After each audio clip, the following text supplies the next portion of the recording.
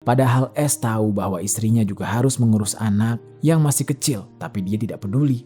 Yang dia tahu, jika dia pulang, makanan sudah harus tersedia. Halo Sobat Pena, apa kabar hari ini? Assalamualaikum warahmatullahi wabarakatuh. Hari ini, kita akan kembali membahas kejadian-kejadian mengerikan, kisah nyata yang terjadi di muka bumi ini.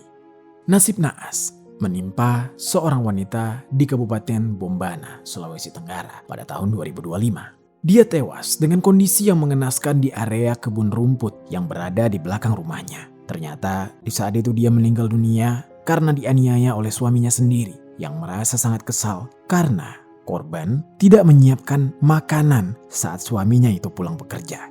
Korban juga menyuruh pelaku untuk memasak air agar bisa membuat susu untuk anak mereka. Ya, mungkin di saat itu sang istri merasa capek setelah seharian menjaga anak jadi tidak sempat untuk masak. Namun kejadian ini benar-benar sebuah kejadian yang sangat kejam. Bagaimana kisah selengkapnya dari kasus yang satu ini? Langsung saja kita bahas di Kata Pena.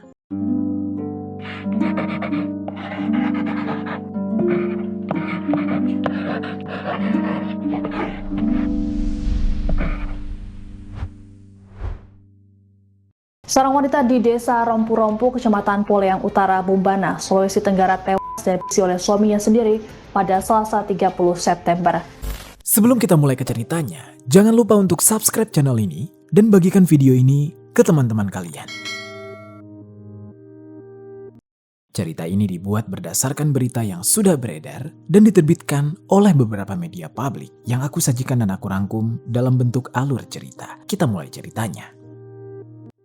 Jadi sobat, di Kabupaten Bombana, Sulawesi Tenggara atau Sultra, tepatnya di Dusun Lembua 1, Desa Rompu-Rompu, Kecamatan Poleyang Utara, tinggallah sepasang suami istri yang sudah menjalani kehidupan rumah tangga selama 10 tahun. Sang suami berinisial S yang pada saat itu sudah berusia 40 tahun, sementara istrinya berinisial J yang pada saat itu usianya lebih muda dan terpaut 5 tahun dari S. Selama 10 tahun mereka menikah, S dan J ini sudah dikaruniai satu orang anak yang usianya masih sangat kecil. Pada saat itu anak kandung mereka ini masih membutuhkan perhatian penuh, sehingga J lebih banyak berada di rumah dan mengasuh sang anak. Hampir seluruh waktunya dia gunakan untuk memastikan anak mereka mendapatkan perawatan dan perhatian yang cukup. Bisa dibilang, keseharian J ini cuma diisi dengan merawat sang anak serta mengurus kebutuhan rumah tangga lainnya. Namun sementara itu, S, sang suami, itu lebih sering berada di luar rumah untuk mencari nafkah demi kebutuhan hidup keluarganya. J, yang tidak punya penghasilan sendiri, sepenuhnya bergantung pada penghasilan suaminya dan untuk memenuhi kebutuhan sehari-hari, dia harus bekerja keras. Tapi tidak banyak media yang menjelaskan secara detail tentang pekerjaan yang dijalani oleh si S saat itu. Entah apakah S memiliki pekerjaan tetap atau hanya bekerja serabutan di lingkungan desa tempat tinggalnya.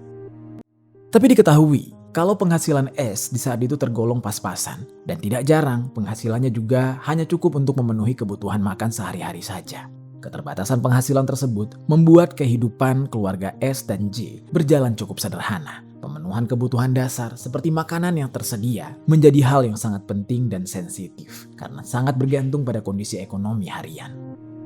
Dengan kondisi ekonomi yang pas-pasan dan tanggung jawab pengasuh anak yang sepenuhnya berada di tangan J, hubungan suami istri ini dijalani dalam tekanan yang tidak selalu tampak dari luar. Meski kelihatannya mereka sudah membangun rumah tangga yang selama 1 dekade lamanya, tapi rupanya beban hidup yang berat dan keterbatasan ekonomi yang mereka alami perlahan-lahan membentuk situasi rentan di dalam rumah tangga mereka. Hingga pada akhirnya, di hari Senin tanggal 29 September 2025, di hari itu, S sempat pulang ke rumah setelah bekerja. Sesampainya di rumah, dia mendapati bahwa tidak ada makanan yang tersedia. Hal itu pun langsung memicu kemarahan S. Dia menghampiri istrinya dan menegur sang istri dengan nada yang tinggi alias marah-marah. Dan di saat itu S mempertanyakan alasan kenapa tidak tersedia makanan di rumah. Padahal S tahu bahwa istrinya juga harus mengurus anak yang masih kecil, tapi dia tidak peduli. Yang dia tahu, jika dia pulang, makanan sudah harus tersedia. Teguran itu pun kemudian berkembang menjadi percekcokan di antara mereka. Di saat itu, J, sang istri, berusaha menjelaskan keadaannya. Namun, entah kenapa S seakan tidak mengerti. Padahal dia menjelaskan kalau dia belum membeli bahan makanan untuk bisa dimasak di hari itu. Semuanya karena harus mengurusi anak mereka. Dan selama hari itu, J juga hanya makan seadanya saja. Dia hanya tidak sempat menyiapkan makanan untuk suaminya. Bukan berarti dia menjadi istri yang tidak bertanggung jawab. Namun, penjelasan dari J justru tidak meredakan emosi S. J yang menyadari bahwa suaminya masih emosi. Dia meminta izin untuk pergi ke pasar dengan tujuan akan membelikan bahan makanan untuk bisa meredam amarah sang suami. Namun ternyata, permintaan izin yang sebenarnya mulia ini malah ditolak oleh S. Di saat itu, entah apa yang diinginkan oleh S. Padahal niat istrinya sudah sangat baik. Dan istrinya pun merasa kebingungan dengan sikap suaminya ini. Dia berusaha untuk menenangkan keadaan, namun S justru kembali memicu percekcokan. Hingga larut malam, emosi dari mereka berdua akhirnya sama-sama meledak. Suara keduanya pun membuat kebisingan tersendiri di dalam rumah. Rumah mereka kecil, jadi suara mereka bisa terdengar ke telinga tetangga. Kemudian, pada hari Selasa tanggal 30 September 2025, sekitar jam 2:30 dini hari, anak mereka tiba-tiba terbangun. Anak mereka lapar, membutuhkan susu. J kemudian meminta kepada S untuk segera memasak air agar dia dapat menyiapkan susu untuk anak mereka. Permintaan yang bersifat mendesak ini dan berkaitan dengan kebutuhan anak justru malah memicu emosi S. Entah kenapa di saat itu dia sangat pemarah. Dalam keadaan yang marah, S pergi ke dapur dan merebus air. Namun S melakukan itu bukan untuk memenuhi kebutuhan anaknya. Ternyata dia punya tujuan lain. Setelah air itu mendidih, S kembali menghampiri J sambil membawa air itu. Lalu tiba-tiba, S menyiram tubuh istrinya dengan air panas itu. J pun terkejut, air panas yang disiram ke tubuhnya begitu perih, membuat kulitnya melepuh. Dia langsung berteriak karena sakit. Sementara S tidak menunjukkan rasa penyesalan ataupun rasa bersalah. Dia sama sekali tidak ingin menolong istrinya, yang padahal istrinya sudah kelelahan menjaga anak mereka seharian. J yang di saat itu menahan rasa sakit sekaligus ketakutan. Dia berusaha menjauh dari suaminya dan berlari ke area kebun rumput gajah yang berada di belakang rumah. Di saat itu dia hanya ingin menyelamatkan diri. Namun ternyata entah apa yang merasuki S. Dia tidak menghentikan tindakannya. S justru mengambil sebilah parang yang berada di dalam rumah. Lalu dia mengejar J yang berlari ke arah belakang rumah.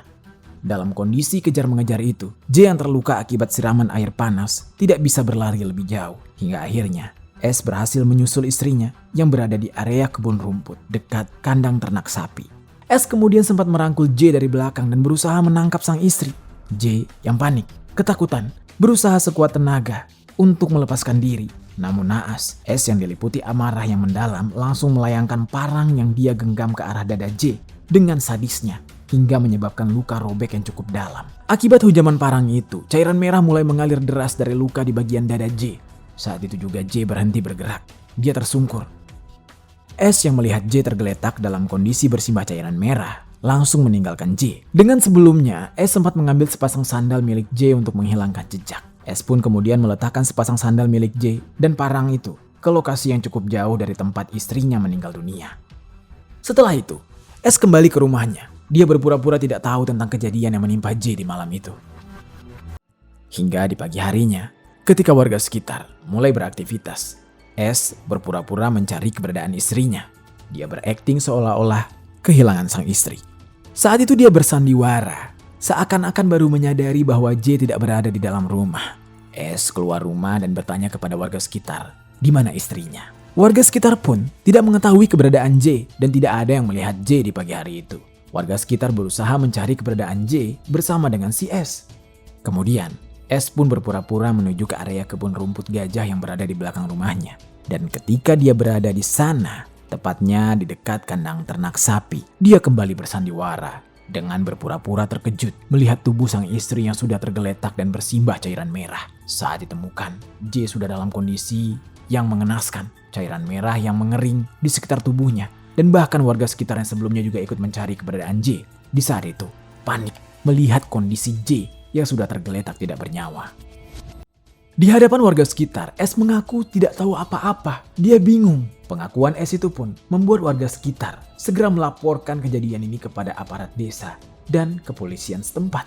Tak lama kemudian, pihak kepolisian dari Polsek Poleyang Timur bersama dengan Polres Bombana dan Polda Sultra tiba di lokasi penemuan jasad J. Mereka segera melakukan olah TKP dan memeriksa keterangan dari saksi termasuk dari suaminya, yaitu S, dan juga ada beberapa warga setempat di sana.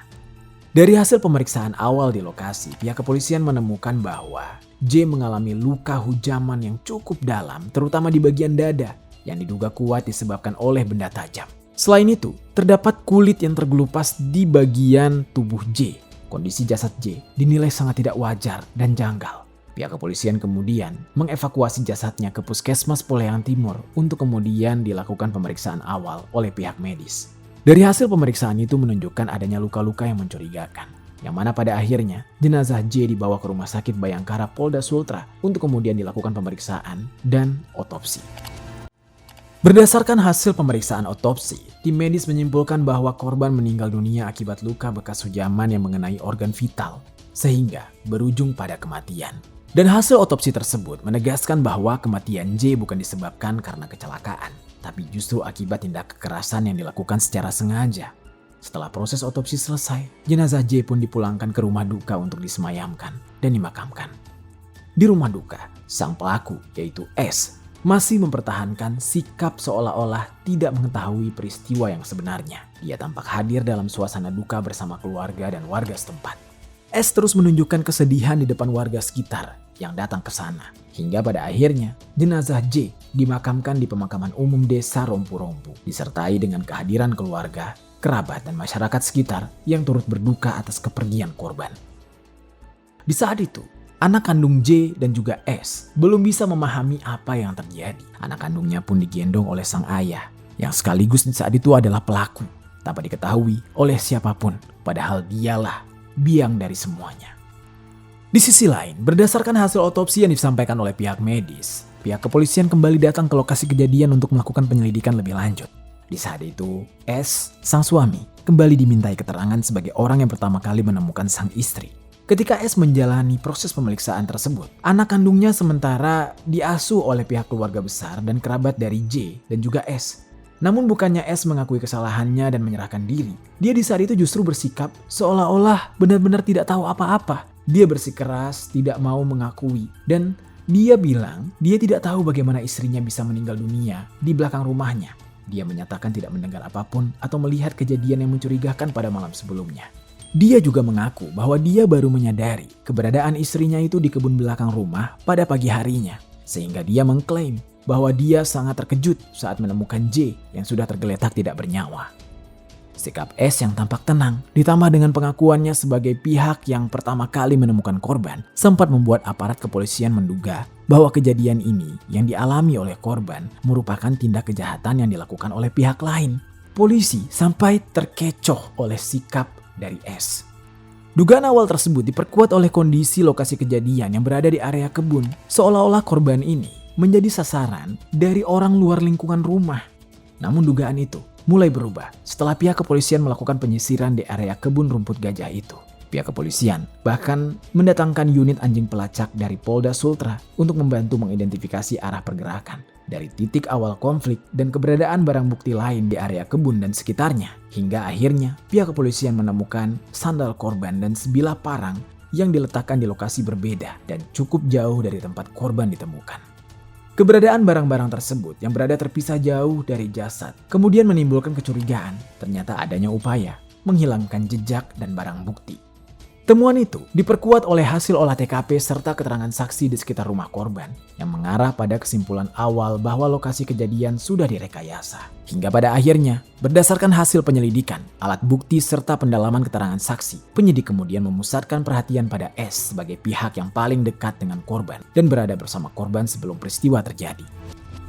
Di dalam pemeriksaan lanjutan, pihak kepolisian menemukan sejumlah ketidaksesuaian antara keterangan S dan fakta-fakta yang ditemukan di lapangan. Berdasarkan hasil pemeriksaan lanjutan tersebut, pihak kepolisian kemudian membawa S dari rumahnya ke kantor polisi pada hari Sabtu tanggal 4 Oktober 2025. Di kantor polisi, pihak kepolisian melakukan interogasi kepada S secara mendalam. Setelah didesak oleh pihak kepolisian, S akhirnya mengakui bahwa dialah yang sudah menghabisi nyawa istrinya sendiri.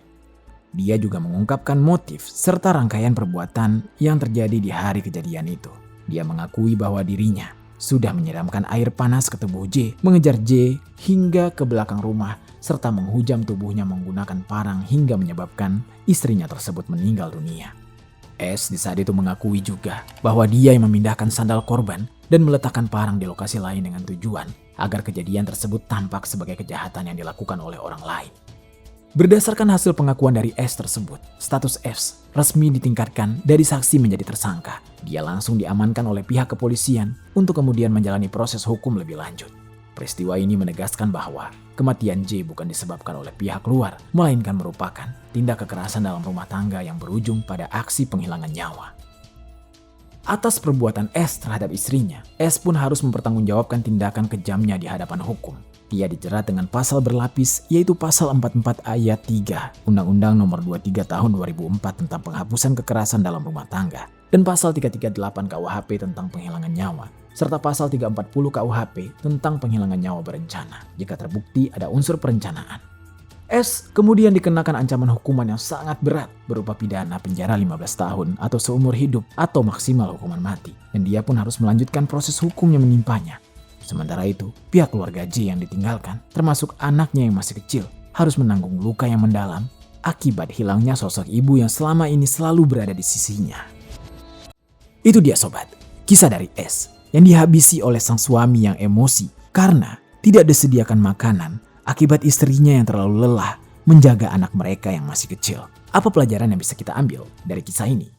Oh ya sobat, aku pengen ngasih tahu ke kalian, Kata Pena tergabung di dalam program YouTube Shopping Affiliate. Nah, buat kalian yang sedang mencari barang-barang yang menarik dan keren, aku punya beberapa rekomendasi produk untuk kalian. Kalau tertarik, langsung saja klik link produk di pojok kiri bawah untuk pembeliannya.